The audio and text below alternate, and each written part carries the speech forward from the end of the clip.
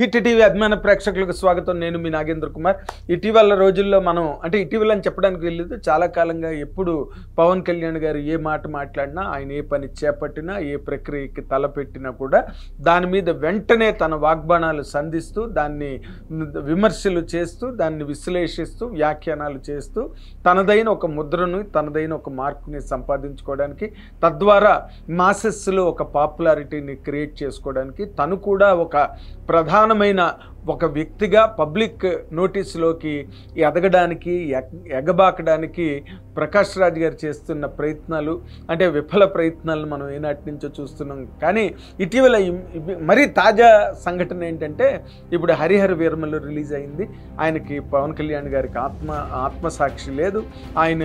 ఆయనకి అహంకారం, సోమరితనం, ఆయనకి లేని లక్షణాలన్నింటినీ కూడా ప్రకాష్ రాజ్ గారు బ్రహ్మాండంగా ఆయనకి ఆపాదించి, దాని మీద ఏంటంటే ఆయన వల్లే సినిమా పోయిందని, టికెట్ రేట్లు పెంచుకుని దోపిడీ చేశారని, అభిమానులని మోసం చేశారని, తర్వాత దాడి చేయమన్నారు ప్రత్యర్థుల మీద. అలాంటి వాళ్ళని మీ సైనికులు అనుకుంటున్నారా? అభిమానులను మీ సైనికులు అనుకుంటున్నారా? మరి మీ అభిమానులు అందరూ కూడా ఇంతమంది గొప్ప సైనికులు ఉంటే కనుక సినిమాని ఎందుకు చూడలేదు? మీకున్న అవన్నీ ఓట్లే అయితే మీ సినిమాని వాళ్ళు ఎందుకు హిట్ చేయలేదు? ఇలాంటివేవో చాలా రకరకాల విచిత్రమైన విన్యాసాలు ఆయన చేసి మాట్లాడుతూ ఈ మధ్యన ఒక వీడియో చేయడం జరిగింది. దాని మీద నేను చాలా ప్రత్యేకంగా వ్యక్తిగతంగా ప్రకాష్ రాజ్ గారికి కొన్ని విషయాలు చెప్పదలుచుకున్నాను. ఏమండి, మీరు ఒక్క మాట గుర్తుపెట్టుకోవాలి. ప్రకాష్ రాజ్ గారు మొట్టమొదటి ఆత్మసాక్షి లేదు అన్న మాటకి మొట్టమొదటి కౌంటర్ మీకున్నది ఆత్మసాక్షి చెప్పండి. మీరు మా ఎలక్షన్స్లో ప్రెసిడెంట్గా పోటీకి నిలబడినప్పుడు మిమ్మల్ని మెగా ఫ్యామిలీ ఎంత బాగా సపోర్ట్ చేసింది. మీరు మెగాస్టార్ చిరంజీవి గారితో ఫోటోలు తీయించుకుని, ఆయన జిమ్లో ఉంటే జిమ్కి వెళ్ళి మరీ ఫోటో తీయించుకుని, ఆ ఫోటోని సోషల్ మీడియాలోకి రిలీజ్ చేసి, ఆయన వైపు నుంచి ఉన్న పలుకుబడినో లేకపోతే ఆయన వైపు నుంచి పవర్ స్టార్ పవన్ కళ్యాణ్ గారు, నాగబాబు గారు అండ్ చిరంజీవి గారు, మెగాస్టార్ చిరంజీవి గారు, ఆ ముగ్గురు తాలూకా పలుకుబడిని సినిమా ఇండస్ట్రీలో వాడుకుని మీరు మా ఎలక్షన్స్లో ప్రెసిడెంట్గా గెలవడానికి ప్రయత్నం చేయలేదా? అండ్ నాగబాబు గారు మీకు డైరెక్ట్గా ఓపెన్గా మీకు మద్దతు పలకలేదా? దాని మీద ఏబిఎన్లో వెంకటకృష్ణ గారు కూడా దాని మీద ఒక ప్రోగ్రామ్ చేసిన మాట మీరు మర్చిపోయారా? నేను చాలా క్రియాశీలకంగా, యాక్టివ్గా మా ఎలక్షన్స్ టైంలో నేను ABN Andhrajyothy channel entertainment bureau చీఫ్గా ఉండి ఆ కార్యక్రమాలన్నింటినీ నేను ప్రత్యేకంగా నిర్వహించిన ఒక హోదాతో ఉన్నాను. ఆ రోజులోనే నాకు అక్కడ ఏం జరిగిందో అన్ని విషయాలు తెలుసు. ప్రకాష్ రాజ్ గారు, మీకు ఒక విషయం వాళ్ళు చెప్తున్నాను, గుర్తుపెట్టుకోండి. మీరు మంచి నటుడు, చాలా గొప్ప నటుడు, ఏ క్యారెక్టర్ అయినా ఇస్తే మీరు చాలా అద్భుతంగా చేయగలరని నమ్మకం సినిమా పరిశ్రమలో ప్రతి పెద్ద కథానాయకుడికి, ప్రతి నిర్మాతకి, ప్రతి దర్శకుడికి ఉన్న కారణంగా మీతో వాళ్ళు ఎన్ని రకాల పడిగాపులు పడి మీ చేత సినిమాలో క్యారెక్టర్లు చేయించుకున్నారు. మీరు వాళ్ళని ఎంత బాగా హ్యాండిల్ చేశారు, ఎన్ని రకాల ఇబ్బందుల్ని మీరు క్రియేట్ చేశారు, వాటన్నిటిని తట్టుకుని మరి మీతో సినిమాలు వాళ్ళు ఏ విధంగా చేశారన్న వాటన్నిటికి నేను ప్రత్యక్ష సాక్షిని. ప్రకాష్ రాజ్ గారు, మీరు రాకముందే నేను ఈ సినిమా ఇండస్ట్రీకి, తెలుగు సినిమా ఇండస్ట్రీకి జర్నలిస్ట్గా వచ్చిన అక్కడ ఏం జరిగిందో నాకు ప్రతిదీ తెలుసు. అయినప్పటికీ కూడా ఒక్క మాట గుర్తుపెట్టుకోండి, సినిమా ఇండస్ట్రీలోని మీకు ఏ రకమైన గుడ్ విల్ లేదు. మీకు తెలుసా విషయం? మిమ్మల్ని నటుడిగా గౌరవిస్తారు, కానీ వ్యక్తిగతంగా మిమ్మల్ని ఎవ్వరూ కూడా గౌరవించి కానీ, లేకపోతే వ్యక్తిగతంగా మిమ్మల్ని ఒక మన్నన చేసే పరిస్థితి మీకు తెలుగు సినిమా ఇండస్ట్రీలో మీరు మొదట్లో వచ్చింది, కానీ తర్వాత మీరు క్రమేపీ చేజార్చుకున్నారు. ఇవాళ మీకు ఒక విషయం చెప్తున్నా, గుర్తుపెట్టుకోండి. మంచు విష్ణు మీద అభిమానంతో వెయ్యడం కన్నా ఓట్లు మీ మీద కోపంతో మిమ్మల్ని ఓడించాలని పనిగట్టుకుని ఓడించిన పరిస్థితిని మీరు మర్చిపోయారేమో, కానీ సినిమా ఇండస్ట్రీలో ఎవరూ మర్చిపోలేదు, ముఖ్యంగా నేను మర్చిపోలేదు. ఏంటి ఆత్మసాక్షి గురించి మాట్లాడుతున్నారు మీరు? వాళ్ళు అంత గొప్పగా మిమ్మల్ని సపోర్ట్ చేస్తే మీరు ఏ రకంగా ఒక రకమైన ఒక సమాన వియ్యం సమాన కయ్యం అంటామే, మీరు ఏ రకంగా పవన్ కళ్యాణ్ గారికి ఒక యాక్టర్గా అయితే ఆయన పవర్ స్టార్, మీరే చెప్పారు. మంచు విష్ణుని విమర్శిస్తూ ఆయన ఓపెనింగ్ ఏదో ఆయనకు వచ్చిన ఓపెనింగ్ షో కలెక్షన్స్ పట్టి ఉండదు నీ సినిమా బడ్జెట్ అని చెప్పి, ఆ మాట మీకు కూడా వర్తిస్తుంది ప్రకాష్ రాజ్ గారు మీరు మర్చిపోవడానికి వీల్లేదు. పవర్ స్టార్ అనేది ఈరోజు రాజకీయాల్లోకి వెళ్ళినప్పుడు ఎన్టీ రామారావు అంతటి వాడిని మాట్లాడారు. అండ్ రాజకీయాలు అన్న తర్వాత ఒకరి మీద ఒకరు బురద జల్లుకోవడం, అండూగా కామెంట్ చేయడం, అన్వర్దీగా అన్మెరిటెడ్గా క్రిటిసైజ్ చేయడం అన్నది రాజకీయాల్లో చాలా సర్వసామాన్యమైన విషయం. కాబట్టి పవన్ కళ్యాణ్ గారిని మాట్లాడారు, ఆయన చాలా విమర్శలు చేశారు. పవన్ కళ్యాణ్ గారు వాటిని చాలా సమర్థవంతంగా తిప్పికొట్టగలిగారు, ప్రజల్ని చైతన్యపరచగలిగారు, ప్రజలకి నిజం అన్నది ఏంటో ఎత్తి చూపించగలిగారు. అహోరాత్రాలు అక్కడ పనిచేసి తన చక్కటి comfortable career cinema industry, Indian cinema ఇండస్ట్రీగా గనక మనం ఒక యూనిట్గా మాట్లాడితే ఒక ఎంజీఆర్, ఒక ఎన్టీఆర్, ఒక పవర్ స్టార్, అది మర్చిపోవద్దు మీరు. ఇంకొక పేరు చెప్పండి మీరు మొత్తం ఇండియన్ ఫిల్మ్ ఇండస్ట్రీలో. అలాంటి ఒక హీరో రాజకీయాల్లోకి వెళ్ళి ఓకే ఆయన అవస్థలు ఆయన పడ్డారు, ప్రజాభిప్రాయాన్ని ప్రజామోదాన్ని కూడగట్టుకోవడానికి కలిపి తెచ్చుకోవడానికి ఆయన అహోరాత్రాలు పనిచేశారు. తొలి రోజుల్లో ఆయన వైఫల్యాన్ని ఎదుర్కొన్నప్పటికీ కూడా తర్వాత మొన్న కూటమిగా ఏర్పడి 21కి 21 సీట్లు సంపాదించుకుని అసలు ప్రపంచంలోనే కాదు మొత్తం ఎక్కడున్నా కూడా అటువంటి విజయాన్ని ఎవ్వరూ కూడా కల్లో కూడా ఊహించిన గొప్ప విజయాన్ని సాధించిన ఒక గొప్ప ప్రజానాయకుడు, జననాయకుడు పవన్ కళ్యాణ్ అని చెప్పి వాళ్ళే అమాయకులు వెర్రివాళ్ళు కారండి. మీ అంత తెలివితేటలు లేవనుకుంటున్నారా? అక్కడ నరేంద్ర మోడీ గారికి, అమిత్ షా గారికి వాళ్ళ యంత్రాంగం దేశం అంతా ఉంది. ప్రతి రిపోర్టు వాళ్ళకి వెళ్తుంది, ప్రతి సెన్సెస్, ప్రతి స్టాటిస్టిక్స్ అవర్ టు అవర్ అక్కడికి రీచ్ అవుతుంటే అలాంటి ఒక పెద్ద HLN ఇండియన్ కంట్రీలో ఉంది, ల్యాండ్ ఆఫ్ ఇండియాలో. అక్కడ వాళ్ళే ఆయన is not just Pawan on the high అని మాట్లాడారంటే ఇక్కడి నుంచి ఎంత గ్రౌండ్ రిపోర్టు, ఎంత క్షేత్రస్థాయి నివేదికలు ఇక్కడి నుంచి కేంద్రానికి వెళ్ళి ఉంటాయి ఒక్కసారి మీరు ఆలోచించండి. అండ్ వాళ్ళ గురించి మాట్లాడడానికి వాళ్ళ ఫ్యామిలీస్ అంటే పోయింది అలాంటి సినిమా, ఆయన తాలూకా సోమరితనం గురించి మీరు మాట్లాడతారా సార్? సోమరితనం గురించా? మీరు షూటింగ్లకి ఏ రకంగా వచ్చేవారో ప్రొడక్షన్ మేనేజర్లని, సీనియర్ ప్రొడక్షన్ మేనేజర్ని, డైరెక్షన్ డిపార్ట్మెంట్ వాళ్ళని అడిగితే చెప్తారు. వాళ్ళు ఎప్పుడు అలా చేయలేదే. పవన్ కళ్యాణ్ గారు కానీ, మెగాస్టార్ చిరంజీవి గారు కానీ, for that matter A hero కూడా సినిమా ఇండస్ట్రీలో ఏదో రాజశేఖర్ గారికి ఏదో ఆయన ఒక్కరే చిన్న ఎగ్జామ్షన్ ఏదో 1 గంటకో 2కో రావడం అనేది, తక్కువ హీరోలు ఎవరికి అది లేదు. 6 అంటే 6, 7 అంటే 7, 8 అంటే 8. తమరు ఏ విధంగా సినిమా ఇండస్ట్రీలో ఆ వ్యవహారాలు నడిపారు, షూటింగ్ కార్యక్రమాల్ని చిన్న కుర్రాళ్ళని అడిగినా కూడా సినిమా ఇండస్ట్రీలో చెప్తారు. సినిమా పోవడాలు, గెలవడాలు, ఆడ్డాలు గురించి మీరు మాట్లాడుతున్నారు. ఆ సినిమా ఇండస్ట్రీలోని మీరు దేవిపుత్రుడు సినిమా మీకు గుర్తుందా? 2001 సంక్రాంతికి సినిమా రిలీజ్.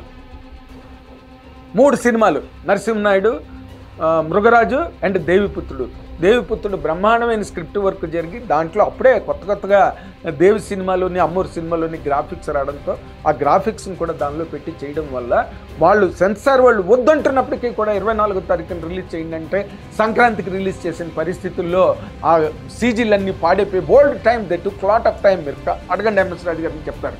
అవన్నీ కూడా పాడైపోతే సినిమా అద్భుతమైన కథ, అద్భుతంగా వెంకటేష్ మంచి పీక్లో ఉన్నారు.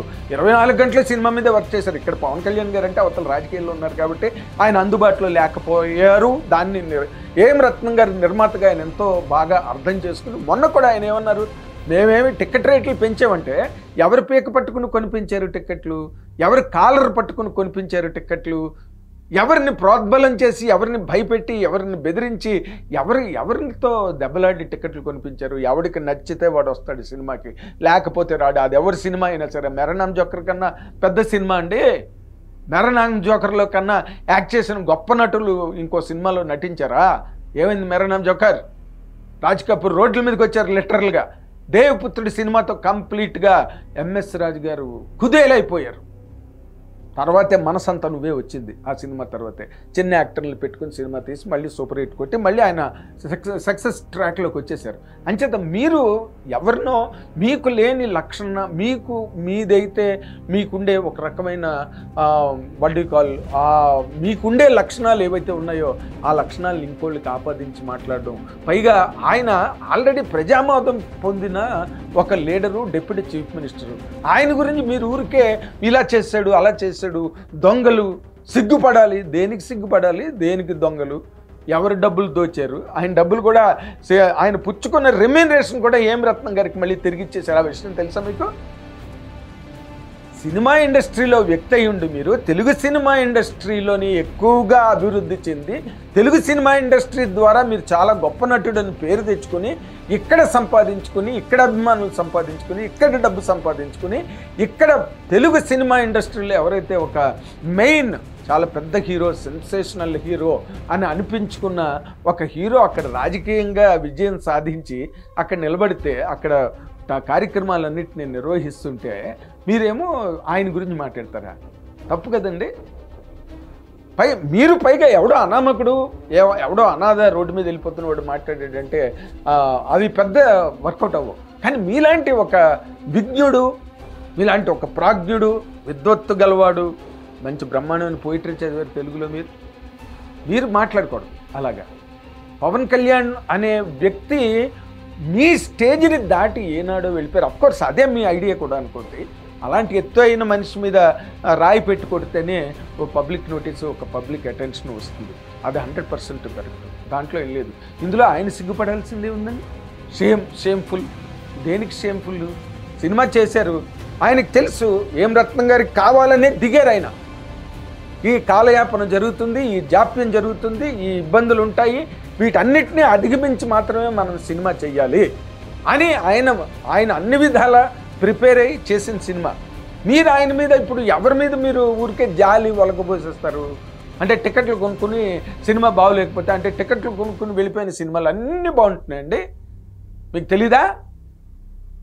మీరు ఊరికే పై మాటలు మీవి.